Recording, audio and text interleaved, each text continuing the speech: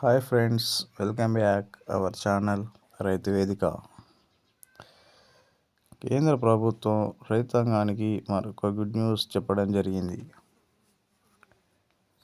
అదేమిటంటే రైతులకు పెట్టుబడి సహాయం కింద ప్రధానమంత్రి కిసాన్ యోజన పథకం తీసుకురావడం జరిగింది. ఈ పథకానికి సంబంధించి కిసాన్ క్రెడిట్ కార్డు యొక్క ప్రాధాన్యతను రైతాంగానికి తెలియజేయడం జరిగింది. 1998వ సంవత్సరంలో కిసాన్ క్రెడిట్ కార్డుకు సంబంధించిన వివరణ చేయడం జరిగింది.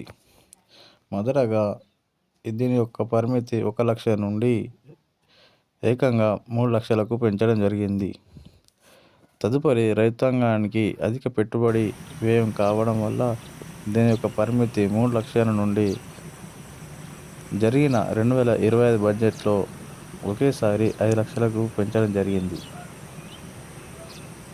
దీనికి అనుగుణంగా పలు మార్గదర్శకాలు కూడా విడుదల చేసింది.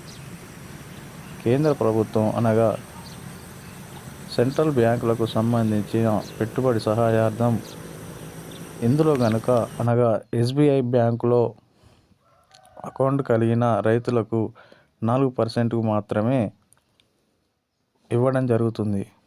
ఈ యొక్క రుణం 4 నెలల్లో చెల్లించినట్లయితే 0%కు కూడా రైతులు దీనిని వినియోగించుకోవచ్చు. ఒకవేళ 40 రోజులు దాటిందంటే దీనికి 7% వడ్డీ కూడా చెల్లించడం జరుగుతుంది. SBI బ్యాంక్ యొక్క ఖాతా అనగా కిసాన్ క్రెడిట్ కావాలనుకుంటే ప్రభుత్వ రంగ బ్యాంకులలో దీనిని అప్లై చేసుకోవచ్చు. పట్టణ గ్రామీణ ప్రాంతాల వారైతే CSP సెంటర్ ద్వారా దీనిని కిసాన్ క్రెడిట్ కార్డును అప్లై చేసుకోవచ్చు.